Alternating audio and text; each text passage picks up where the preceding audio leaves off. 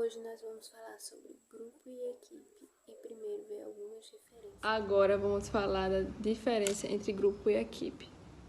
Numa equipe, as habilidades são complementares, a cooperação é coletiva, as responsabilidades são tanto individuais como mútua e também o desempenho é coletivo.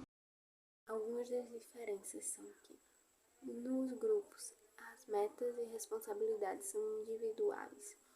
Os membros não precisam manter relacionamento e permitem que os membros desenvolvam suas habilidades individualmente. Um grupo é formado quando 2 ou mais indivíduos se reúnem visando um objetivo em comum. Existem 6 tipos de classificação para os grupos. Os grupos formais, que são grupos de trabalho definidos pela estrutura da organização. Grupos informais, que são os grupos não estruturados formalmente, mas que surgem em resposta à necessidade de interação. Os grupos de comando, que são grupos compostos por indivíduos que reportam diretamente a um superior hierárquico, e grupos de tarefa, que são grupos de pessoas que se reúnem para executar determinada tarefa. Grupos de interesse, que são os grupos que trabalham em conjunto para atingir um objetivo em comum relacionado a cada membro do grupo. E grupos de amizade, que são grupos de pessoas que se reúnem por compartilhar uma ou mais características. Agora vamos falar dos tipos de equipes, que são 4. A primeira são resolução de problemas. São grupos no mesmo departamento que se reúnem algumas horas ao decorrer da semana para, como diz, melhorar as tomadas de decisões da empresa, melhorar a qualidade e a eficiência. A autogerenciada são grupos que assumem responsabilidade de seus antigos supervisores. E existem o multifuncional, que são grupos do mesmo nível hierárquico e que ocupam diferentes setores e que se juntam para cumprir uma tarefa. Já o virtual, como o próprio nome diz, são grupos que usam a tecnologia a seu favor, se comunicando por meio de salas virtuais para tomarem decisões e etc. Porque as pessoas formam grupos e se importam com eles. A teoria de identidade social propõe que as pessoas apresentam reações emocionais ao fracasso ou sucesso no seu grupo, por sua autoestima estar ligada ao desempenho dele.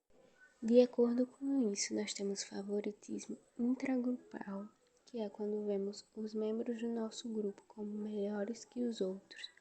A similaridade, que quando vemos os mesmos valores ou características do outro em membros do nosso grupo. A distinção, que é a identidade que mostra como elas são diferentes de outros grupos. O status, que usa a identidade para definir ou aumentar a autoestima. E a redução de incerteza, que ajuda a entender quem somos e como nos encaixamos no grupo. No desenvolvimento do grupo, nós temos 5 estágios. O primeiro é a formação, que tem grande dose de incerteza. O segundo, a tormenta, que é quando tem conflito entre os membros do grupo. O terceiro é a normalização, que é a proximidade nos relacionamentos e coesão. O quarto é o desempenho, quando o grupo está todo funcional. E o quinto é a interrupção, quando está mais preocupado com a conclusão de uma atividade do que com o desempenho. Nas estruturas de grupos nós temos o papel, que é o conjunto de padrões de comportamentos esperados ou atribuídos a alguém que ocupa determinada posição em uma unidade social. As normas são os padrões aceitáveis de comportamento. Os grupos de referência são as pessoas que pertencem ou gostariam de pertencer e concordam com as normas. A conformidade é o ajuste de comportamento e o desvio do comportamento é o comportamento que viola as normas. Status é a posição social definida ou atribuída às pessoas pelo grupo. Na teoria de caracterização dos status, as diferenças nas características geram hierarquia de status nos grupos.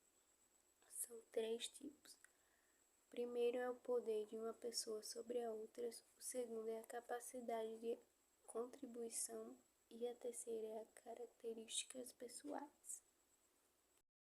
Em relação a tamanho, os grupos menores são mais rápidos na execução de tarefas. Em relação à tomada de decisão, os membros de um grupo que participam da tomada de decisão tendem a apoiar a solução escolhida e estimular os demais a aceitá-la. Agora, como faço para criar a equipe eficaz? São divididas em 3 partes: o contexto, a composição e o processo. No contexto, é preciso ter recursos adequados, clima de liderança e sistema de avaliação. Já na composição, é preciso saber as personalidades e o tamanho da equipe.